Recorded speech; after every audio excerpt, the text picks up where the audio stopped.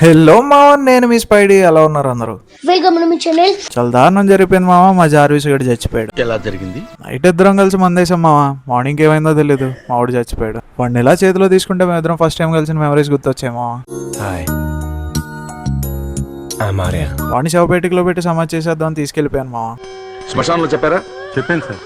మావాడి body మీద మట్టేస్తుంటే ఒక్కొక్క memories గుర్తొస్తూ ఉన్నాయి మామ. ఇంకొక ముద్ద నా బంగారు కదా. నన్ను రెడ్ ఫ్లవర్ వేసి వాడు వెళ్ళిపోయాడు అన్న బాధలో వాడి దగ్గర రెడ్ ఫ్లవర్ పెట్టి నేను వెళ్ళిపోయాను మా. అదే బాధలో ఇవాళ కాటన్ బీర్లు అన్న ఎగరేయాలని చెప్పి సరుకు తెచ్చుకోవడానికి గుడికి బయలుదేరిపోయాను మా. ఒకవేళ చేపలకే కానీ స్వర్గం ఉంటే మా వాడు అక్కడికి వెళ్ళాలని కోరుకుంటున్నామా.